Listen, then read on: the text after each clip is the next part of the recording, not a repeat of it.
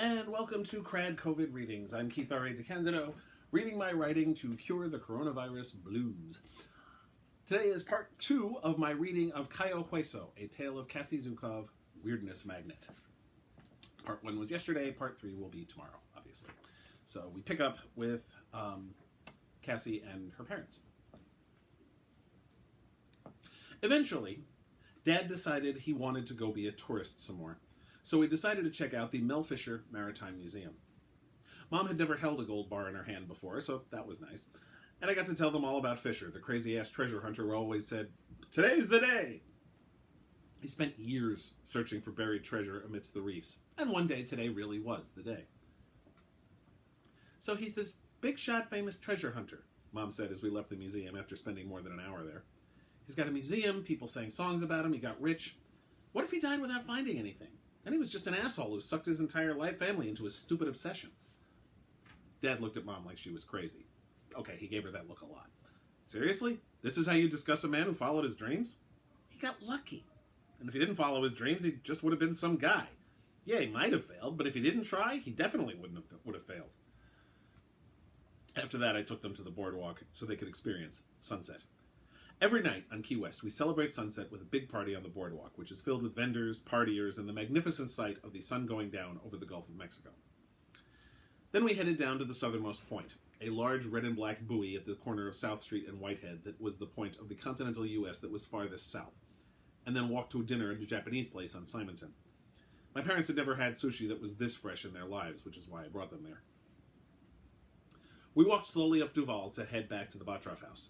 Having flown a red-eye to get here, and having been tossed around by ghosts and stuff, they called it an early night, and I couldn't really blame them. Of course, it was only 8:30. It was hours before my bedtime. I looked up at the stairs to my room and debated the efficacy of spending some time updating the B&B's website, which was one of the duties I performed to earn having a place to live. Before I could decide what to do, I heard a slight mewing sound.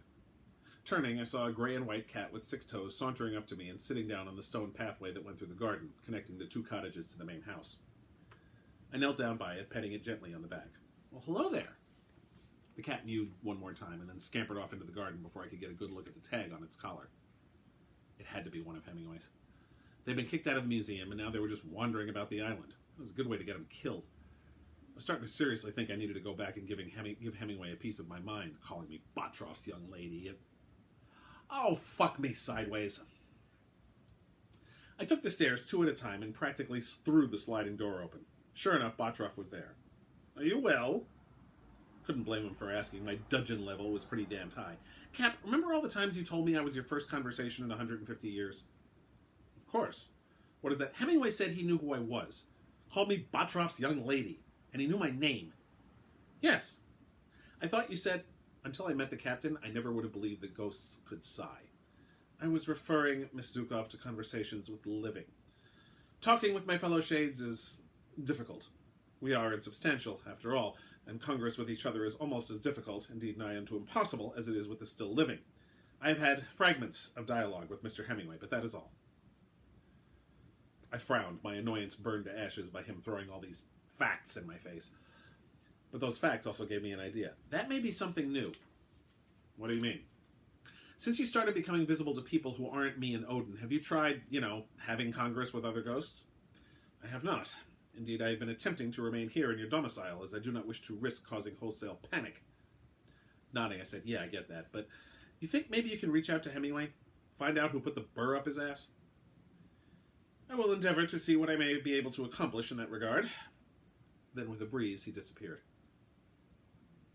I sat down at the laptop and stared at the source code for the B&B's website for about 10 minutes before I realized that my head wasn't in it.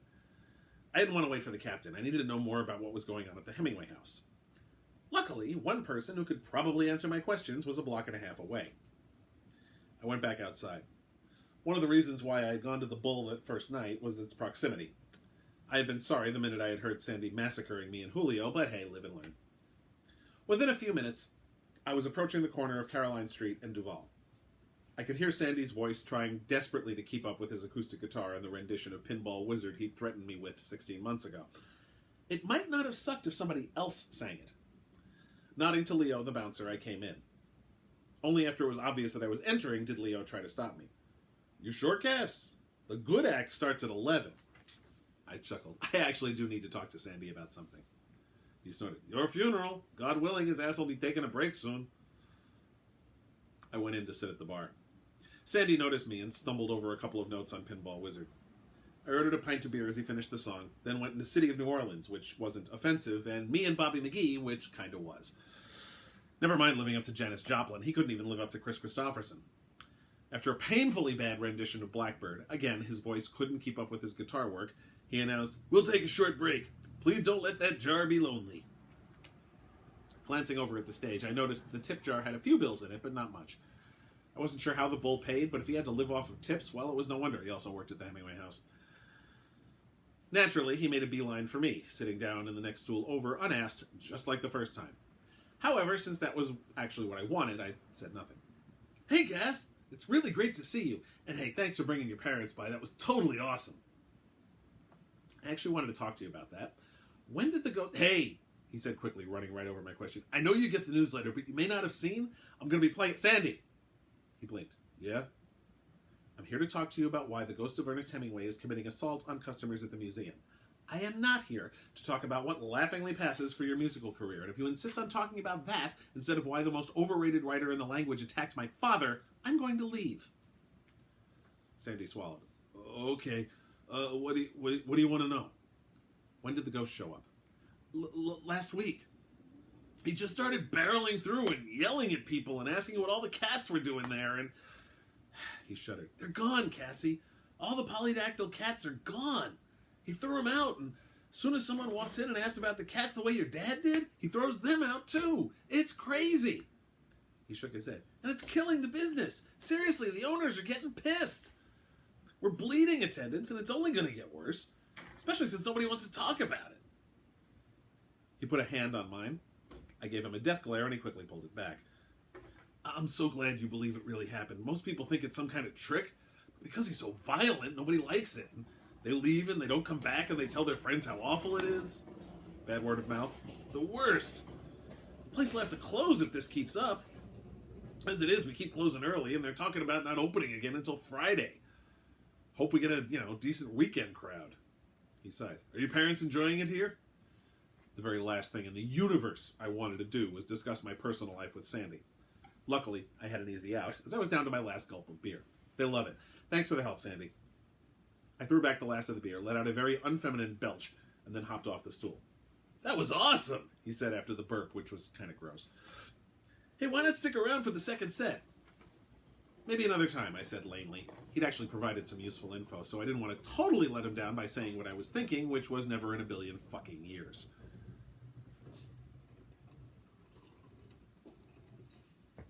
Nodding a good night to Leo, I headed back to the B&B, only to find the ghosts of two old white guys in my room. Well, look who's here. I shook my head as I slid the door behind me. All I needed was a little green Muppet, and I had the final scene from Return of the Jedi in my room. Captain Botroff tells me that I owe you an apology. Actually, you owe my father an apology. What I want is an explanation. Of what? Why you're being such an asshole? Hemingway turned to Botroff. You told me she was a lady. To my shock, the captain actually smiled. I told you she was a young lady. Folding his arms, Hemingway said, What is it that requires explanation? I believe I have the right to dictate who is allowed in my own home. In fact, Mr. Hemingway, the captain said, it is no longer your home. Believe me, I have had quite the lesson in that. Miss Delamonica owns this residence now, and she... Hogwash! Hemingway bellowed. This is as much your home as it was then. It even has your name on it, as does my home on Whitehead. It perpetuates my reputation, and a man has a right to protect that. All right, so how's causing bodily harm to patrons protecting your rep? Or are you trying to cultivate a reputation as a spectacular jackass? Hardly. Nor am I cultivating a reputation as a cat lover. I raised an eyebrow. You don't like cats? Of course I do. I had quite a number of them in Cuba, but the house is overrun with them. And when given the opportunity to do something about it, I took it. Hemingway clenched his fists in a display of machismo that was depressingly predictable. So now the world can appreciate you for your genius and not for your predilection for cats. It was only the one damned cat anyhow. My home was never festooned with the blessed things, and I refuse to allow it to become a haven for cat lovers. I couldn't help but chuckle. You two realize that the people who run the place are cat lovers. They've already started closing early, and they'll be closed tomorrow and Thursday. It's supposed to be open 7 days a week. At this rate, you're going to put the people who've kept your legacy going out of work. Even if they do manage to reopen, most of the people who show up will be coming to see what happened to the cats. Not to mention the fact that the island's going to be full of homeless six-toed cats now. What do you mean? I mean, you just kicked the poor cats out. What happens to them now? It's supposed to rain tomorrow, and you've just dumped dozens of felines out onto the street with no home. Hemingway just stared at me for several seconds, then turned to look at my roommate. Captain Bottroff, I must ask you, is this woman, this young lady, always so damned infuriating? No, she's usually worse. I snorted. Fuck you too, Captain. You see? Bottroff indicated me with an outstretched hand. That got Hemingway to chuckle. I'm impressed. I can see why Captain Bottroff speaks out your company. In less than a day, you have given more thought to the consequences of my actions than I have for the last several decades. My eyes went wide. You've been planning this that long? Yes, but my comparative corporeality is a recent development. You have any idea why? None. I sighed. He didn't have any more insight into the supercharging of ghosts than Bottroff did, but he was damn sure taking more advantage of it. I do see your point, Miss Zukav. I'll allow the cats to return and refrain from causing harm to the patrons. Up to a point. I'll take what I can get. There's too much of you on this island already without you messing things up. Hemingway folded his muscular arms. Is that an insult? I pretended to think about it. Pretty much, yeah. I always thought your work sucked, by the way. Captain Bottroff, the ghost of Ernest Hemingway said. You never told me your friend was a critic. And then he laughed even as a breeze kicked up. A moment later, he was gone. If I was lucky, he wouldn't come back.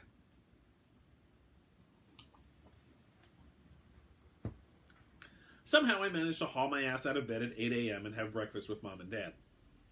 I told them about my second encounters with both Sandy and Hemingway's ghost, and the latter's promise to stop being a douche nozzle and let the cats back. Dad dunked a croissant in his cappuccino. You sure he'll keep his promise? I have no fucking clue.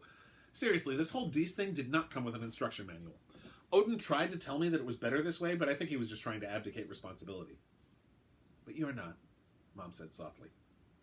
For a second, I just stared at her. Mom, it's way too damn early for cryptic. I'm not what? Abdicating responsibility. She took a sip of her tea. The way you've been acting, it's almost like you're responsible for the... Then she shook her head and smiled. The weird shit. Maybe I am. I refilled my coffee mug. I don't know. But I have the ability to see things that other people don't. Like Captain Bottroff, like Loki's true face. So I guess I do feel responsible, yeah. And I try to do something about it when I can. I stared at Mom for a second. She seemed all weirded out, and frankly, so was I. And then we both said, look, I'm sorry for... at the same time. All three of us burst out laughing. Go ahead, I told her. No, you go ahead. Dad threw up his hands. Oh, for fuck's sake, both of you, will you stop it? Cassie, your mother is sorry for being such a nudge about you coming home because she didn't know you were so happy here. Rachel, your daughter is so sorry for not letting you know she was so happy here, which is why you kept being a nudge. Now, will you two shut up and eat your breakfast? Both Mom and I gave Dad sidelong glances. I pointed at my father. What he said. Yeah. Mom stared at Dad. How do you always manage to cut through the crap?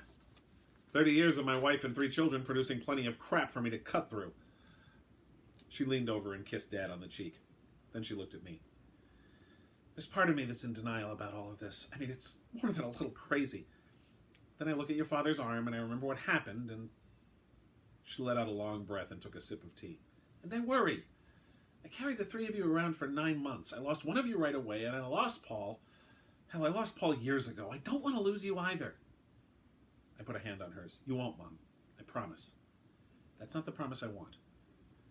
I want you to promise you'll tell me everything. Even the Dees stuff. Okay. I smiled at her. Dad held up both hands. Me you don't have to tell. I'll just get agita. As I grinned at my old man, my smartphone beeped with new email, and I checked it out. There were 5 emails, but only one I cared about. Finally. Okay, that was Andy at the dive shop pinging me. I gotta run a dive at 1, so you guys are on your own for the afternoon. Well, from the sounds of it, Dad said, we can give Hemingway another shot. Maybe to the lighthouse, too. You'll be okay without me? We have been for over a year, Mom said. I shot her a look, and she immediately got all crestfallen. I'm sorry, Cassie, but we'll be fine. Go do your work. I gulped down yet more coffee. This was my 4th mug, or maybe my 5th. The fact that I couldn't keep track bespoke the need for it. Dad finished off his cappuccino. Did you really tell the ghost of Ernest Hemingway that he owed me an apology? I nodded. Quite the life you're leading there, hun, he said with a grin. But I was still wondering about how it got to the point where Hemingway needed, or indeed was able to, apologize to anyone. And I needed to find out before there was a lot more at stake than a single museum and a bunch of cats.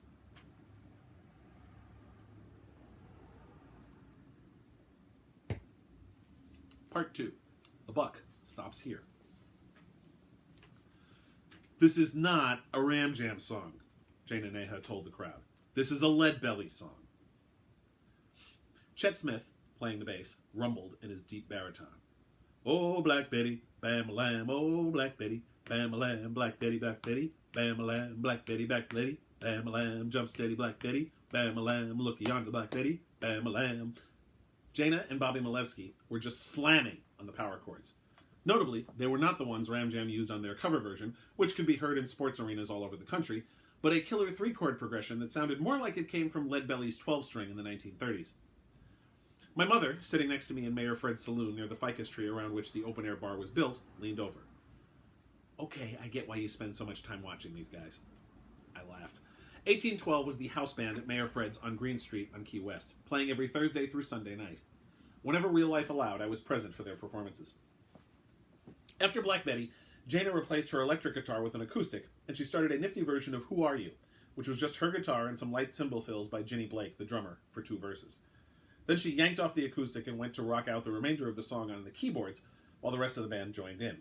Jaina's junkyard growl on the lead vocals contrasted beautifully with Bobby's sharp soprano on the Who Are You echoes.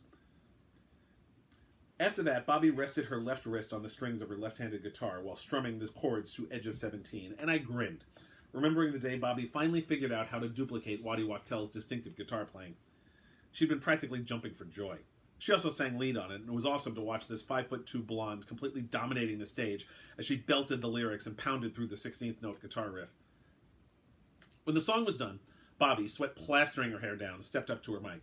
We're going to take a short break. Back in a bit. Jaina ran outside to smoke a cigarette, and Chet went to the bathroom, but Bobby and Ginny came over to our table. We'd arrived after the first set started, so I hadn't had the chance to introduce them. Bobby grinned. So these must be the parents. Yes, we must, Dad said. That was some amazing stuff. Thanks.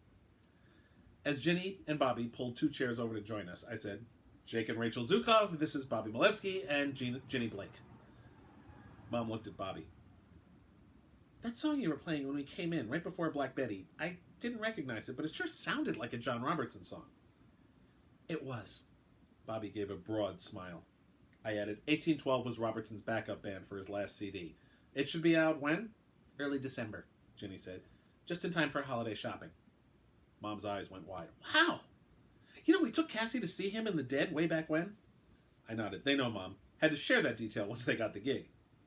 Such a shame about his dying, Mom said. Ginny and I exchanged a glance. Not as much as one might think, Ginny said softly. Dad frowned. That's an awful thing to say. Not as awful as what he did. Then I added to Ginny and Bobby, they know. Bobby's eyes went wide as saucers. Oh! Mom looked at Ginny. We also know that you're some kind of goddess yourself? Ginny smiled demurely. Some kind of, yes.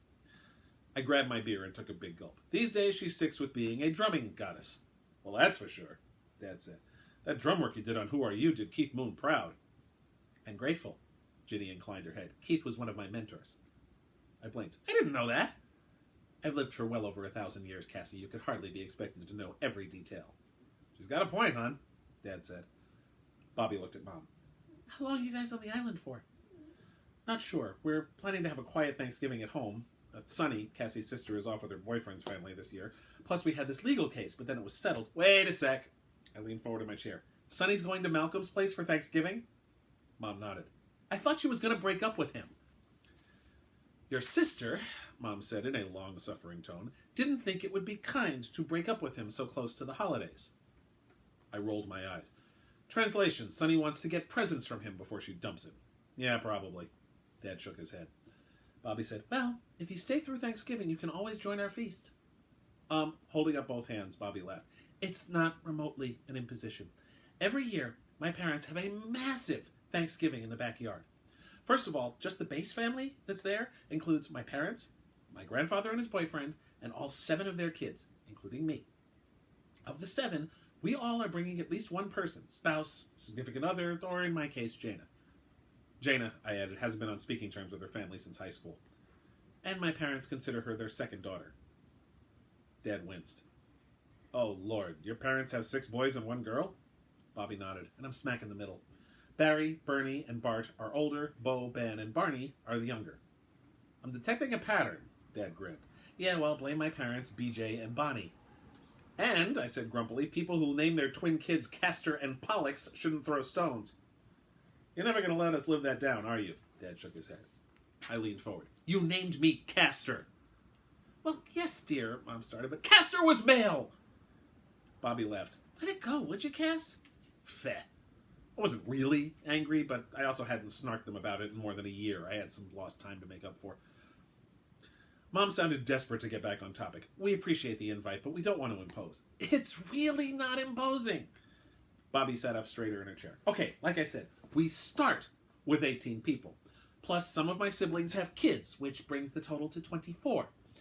The current guest list of friends, hangers-on, extra family, and Grandpa's boyfriend's great-grandson makes it 35. I stared at her. Do I count as a friend or a hanger-on? Bobby grinned. We're still working on that. Anyhow, 37 isn't qualitatively different from 35. Honestly, Mommy and Daddy have enough food to feed 50. Mom and Dad exchanged glances yet again, but this time I could tell they were doing their usual telepathy. I'll call the airline tomorrow morning, Dad finally said. Only then did I realize that, of course, they had to have plane tickets home, but I never asked how long they were staying. When were you going to go home?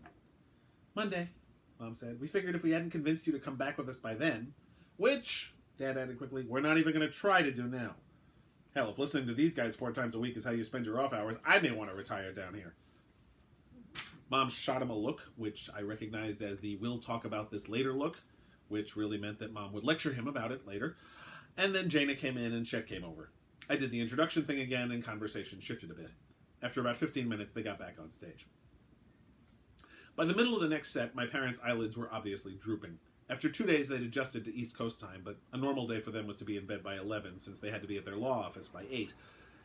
I told them to get their asses back to the Bottroff house while I hung out for the rest of the evening.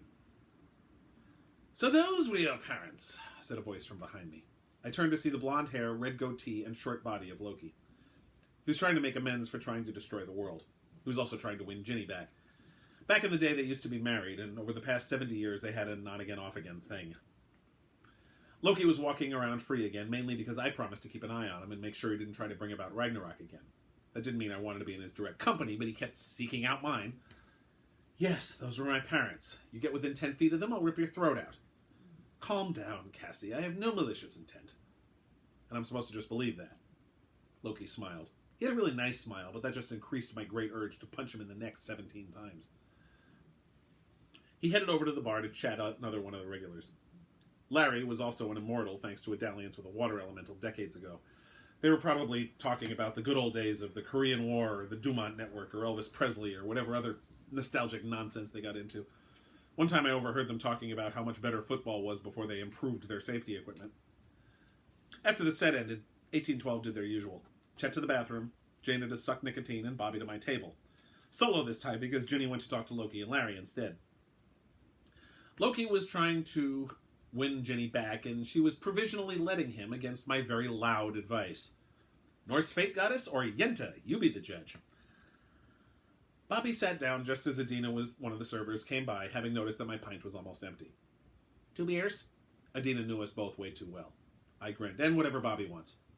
Adina rolled her eyes. Tcha, Cass, that joke wasn't funny the first 600 times either. We both, however, laughed. Bobby, though, didn't. She seemed distracted. What's wrong, Bobby?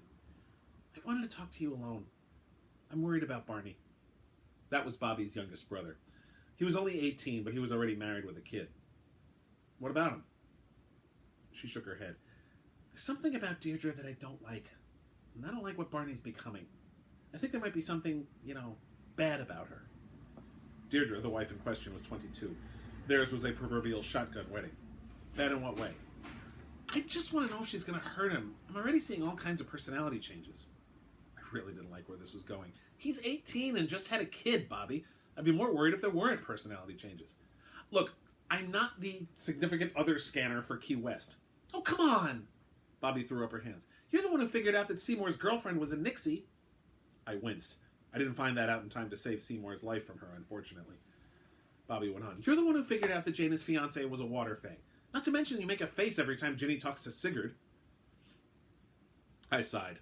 Ginny had asked me not to tell anyone that Sigurd Jarlsson, who was hanging around with Larry and hitting on her, was really the same guy who tried to destroy the world in April. She said it would unfairly prejudice everyone against Loki. I'd pointed out that would be a completely fair prejudice, all things considered, but I went along with it. Look, there'll be a Thanksgiving, right? Actually, Barney's been wanting to show Deirdre the band, so they're coming here tomorrow night. Just check her out, okay? Do that Dees thing you do. I threw up my hands. I don't have a Dees thing! And even if I did, it doesn't always work. I didn't see Robertson coming, did I? Bobby nodded. I'd had no clue that John Robertson was sucking away the souls of his backup bands until after he pulled on 1812, and I had to stop him. Why are you making a big deal out of this? Bobby sounded genuinely confused by my discomfort. I'm not, I lied. Look, I'm sorry if I just want the person I thought was my friend to help me keep my kid brother safe. But hey, if that's too much, fine. She got up. Tell Adina I'll get my beer later. With that, she stormed off and went to talk to Chet and Ginny, who were now congregating by the stage. Maybe I really was a Yenta. More than anything, I wanted to sit alone and stew for a bit, so of course Loki chose that moment to sit down next to me. I glared at him. I don't recall saying you could join me. Now you're starting to understand, little Zeus. Which is more than I can say for you. I told you not to call me that. He smiled. Apologies, but it seemed appropriate in this case. You weren't prepared for this, were you? The tedious, tiresome, constant begging from your worshippers. Bobby isn't a worshipper, she's a friend. God's only friends are other gods. Mortals are here to worship us, or ignore us, as I've learned to my annoyance. But you can no longer think of any of these mortals as your equals, and this constant whining for boons will not cease, for as long as you remain accessible to them and have these gifts. He chuckled. Allfather didn't warn you about this, did he? Adina came over with just one beer. I saw Bobby over there. Sig, you need anything else? I'm fine, Loki said. Larry is keeping watch over my bourbon. After Adina walked off, I stared at Loki, wondering what the fuck I was thinking, taking on responsibility for him. Especially since I had no clue what my responsibilities even were. The bastard tried to destroy the world, and I really just wanted to rip his goddamn face off. His and Odin's both. I just came down here to scuba dive and listen to good music. Why the fuck does this have to be my problem? I asked Odin why there wasn't an instruction manual. He said I'd learn on my own in due course. Loki shook his head. Great, now he was pitying me. I'll like my blood brother. The next time he accepts responsibility for his actions will also be the first. If you wish any guidance, Cassie, I am more than happy to provide it. I'm sure you are. Just as sure as I am that I'd rather sip hot lead through a straw than ask you for your help. Of course. He rested his hands on the small table and rose to his feet, returning to the bar without another word. Damn, but that, of course, was smug. To be continued tomorrow, where I will pick up with the third part of this reading of Cayo Hueso. This is available in Ragnarok and Roll, Tales of Cassie Zukav, Weirdness Magnet, published by Plus One Press in 2013, and still available from all finer online book merchants. You can find me online at DeCandido.net. Read my blog at DeCandido.wordpress.com. That blog has a pinned post that lists all of the Cassie Zukav stories, not just the ones collected in Ragnarok and Roll, but also the ones that are as yet uncollected, although that I hope will change within a year or two. Please support me on Patreon. There are vignettes featuring my original characters as one of many tiers of support. There's also movie reviews, TV reviews, cat pictures, excerpts from my work in progress, and first looks at my first drafts. But the vignettes feature my original characters, and there's over half a dozen Cassie vignettes, or at least one set in Cassie's universe. So check that out, and please consider supporting me. Thank you very much. We'll see you tomorrow for part 3, and please stay safe.